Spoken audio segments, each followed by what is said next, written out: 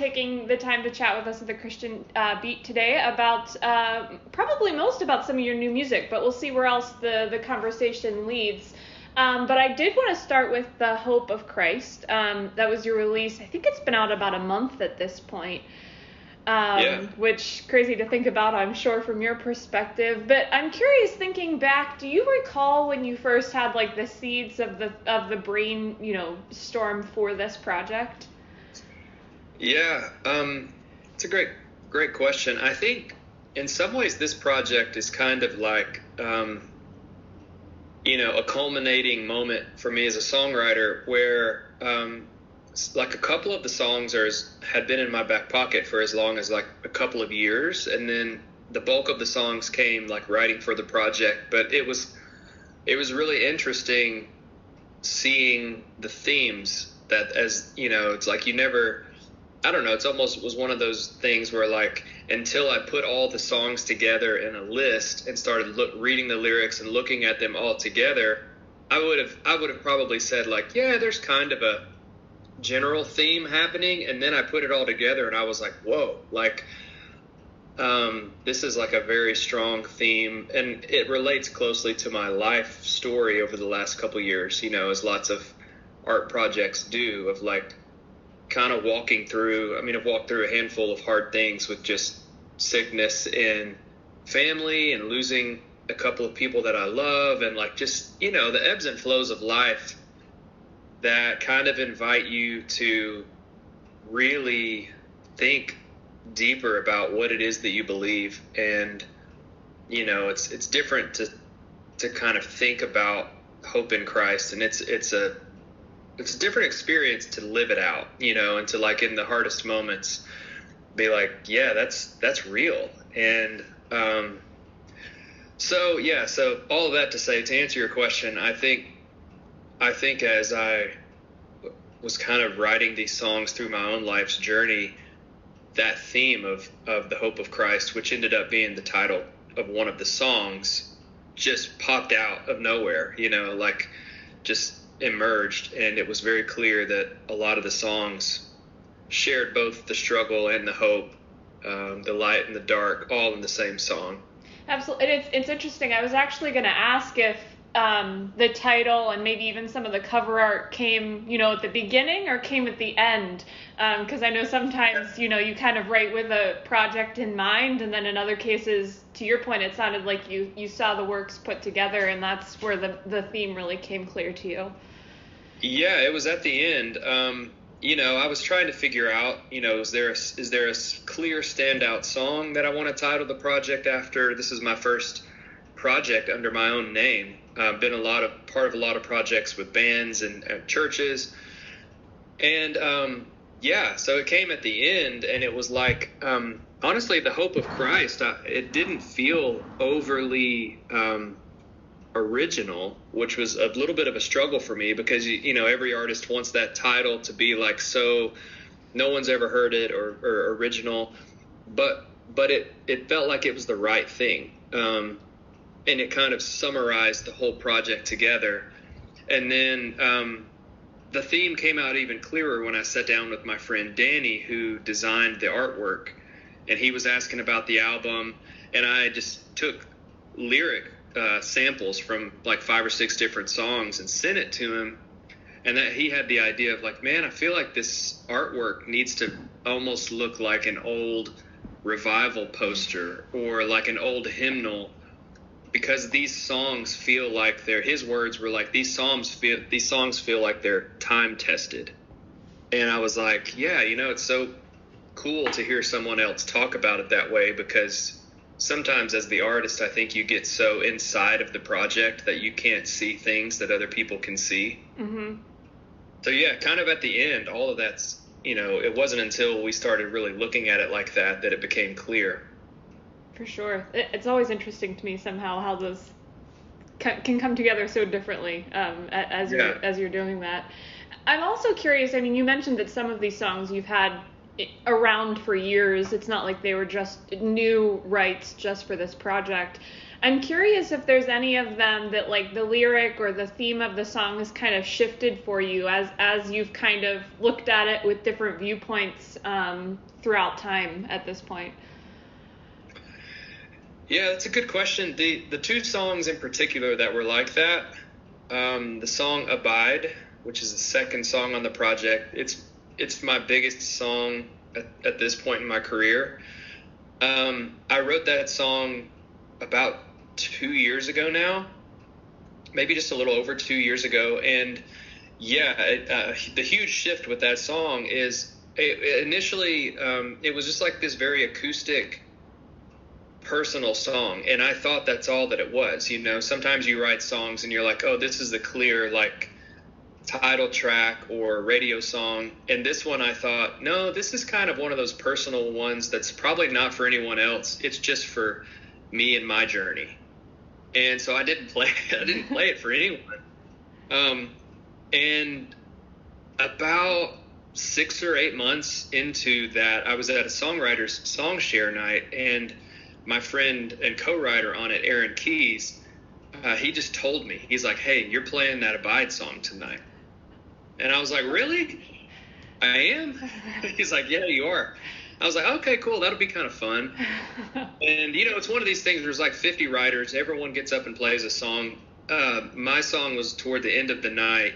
And when I started singing the verse, everyone in the room started singing with me. And by the time the end of the first chorus was over, it was just real apparent that something really special was happening. And it was at the end of that, singing it, where I thought, this song's not just for me. This song's for other people. And I resolved at the end of that night, I was like, okay, I'm going to record this song. And then it just happened to line up with the calendar that the song released during the COVID year, which I think a lot of people were like feeling like the need for abiding. You know, we were like in isolation, but isolation and abiding aren't the same thing. You know, it's like you can be alone and not present to God. And so there was something about people feeling that, and this deeper call of like learning to remain, you know, with the Lord. That song has now become, it's the most like that. It's sung most widely in churches and stuff like that of any song that I ever released, and it would have not been my initial thought, you know. But it's just funny how you can't always predict what people are going to respond to. Mm-hmm. And you know, what I thought was a little singer-songwriter song has now kind of turned into like a little bit of a corporate anthem, and lots of people grabbing onto it. So yeah, that was for sure one of those. That's awesome. I'm curious how, with this project being kind of the first one, as you mentioned, under your own name, if you will, how that's kind of impacting not necessarily just your definition of success, but how you're just, you know, approaching this project, I guess, a little bit differently than anything else that you've really been on before. Yeah, I mean, I really think there's something to the journeys that we're all on, and at least for me, like, songs tend to mark seasons in my life, and I tend to write my best songs out of those kind of just honest moments, authentic moments, you know, with just like if I'm going through something hard, the songs that I tend to write kind of find a way to express that. And so I would say overall, like, this project has felt like a culminating point in my journey, where like I'm taking a few songs from the past, but then writing in the season. And I've felt the calling on my life for so long, since I was probably like 15 or 16, to write songs for the church in particular. And it's kind of, I've had that opportunity. It's like writing for this project, like I mentioned, or writing for my church. But it's almost like I've felt the Lord just kind of say, hey, I didn't forget about that dream that I gave you. it took a little longer to materialize in this particular way. And so, it feels like a milestone marker. I mostly just feel super grateful about it. Like, when you mentioned like the idea of success, I think there's a personal side where I've just had to go, this is part of my story. It's part of how God's worked in my life. And no matter what metrics of success, those are all future things. Like, I've gotten up to this point. We recorded the album, we're releasing it, and no matter how it does by anyone's standards, it's a moment and it's important, and I've poured my life into it. So I think that's like one aspect of it, where it's like, God's been faithful. These songs contain real parts of who I am, and so I'm just gonna like offer that up to the world. And there's a whole portion of it where I hope this doesn't sound like trite, but like there's a whole portion of it that I'm like, it doesn't matter how successful it is, it just is, Yeah. And then the other side is like, but that there's going to be critique, that there's going to be real like tangible avenues of success and all that. And I think I'm trying to just take all of that as healthy as I can and just be like, I'm going to learn new things. I think I'm going to grow through it.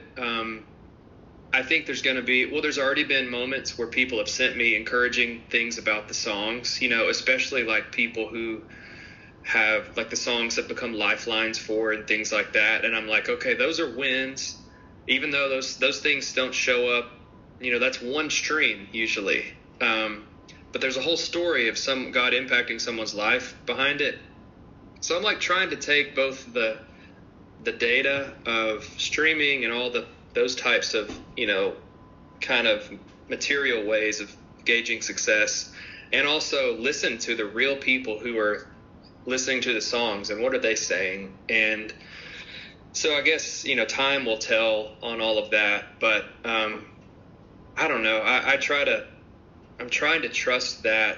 My friend John Egan, he's a great worship songwriter. He's released a lot of these projects. He said, man, steward what you can and trust the results to the Lord. So that's kind of where I'm walking with that half of it. Easier said than done. I'm sure. I'm sure. So I did want to pivot a little bit in this next question too. I mean, in addition to, this project that you're doing more solo, if you will, you're obviously involved with the Worship Initiative, and you're also a co-founder of Dwell. And I just want to talk a little bit kind of your heart behind both of those projects and kind of what you get out of the community of those two groups.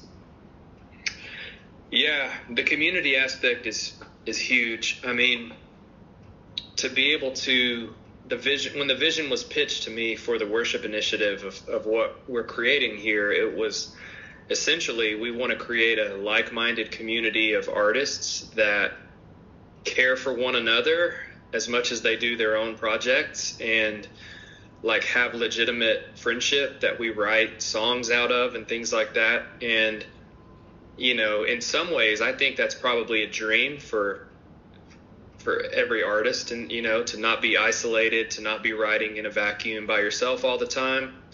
So we're a year into that vision, and I'm super encouraged because all the things that we're dreaming up all those things are happening. We are developing a community. Songs are coming out of it. Just a few weeks ago, we looked back on the last year, and it's like, you know how it is, like you forget everything that happens in a year till you pause, and we were like, oh my gosh, like I almost forgot about that song because we wrote it last August. And so I love being a part of what's happening here at the Worship Initiative for all those reasons, and I really do think it's just starting. I think it's going to grow and be successful because it's built on the right things and the right values.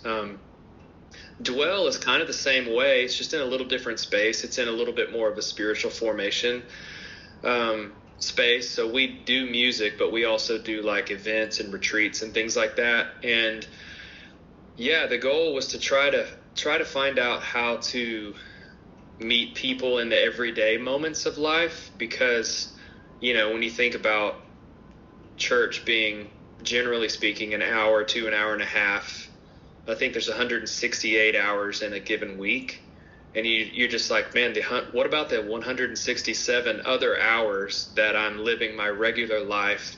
How do we help people connect with God in all of those moments as well? And that's kind of been the definition or direction of Dwell, is like teaching people how to live a life with God in the ordinary, because most of our hours are ordinary, and we're washing dishes and we're taking care of kids and we're, going to school, like all those type things. So, a similar vision and heartbeat for worship, and kind of a different angle. And it's the same, though. It's rooted in community and rooted in people that are like-minded and who love you and you love them and you're committed to them, and then trying to leverage as much of that as you can to help people. And whether that's writing a song and trying to, get it to people that it can help, or to churches, or release a book and a curriculum to do the same thing, that's kind of the heartbeat behind both of those ministries. That's awesome.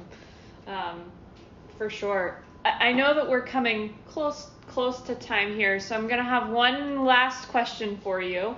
But just looking ahead at the next few months, what are you most expectant for kind of in the remainder of this year as it, comes to a close here? Yeah, as an artist?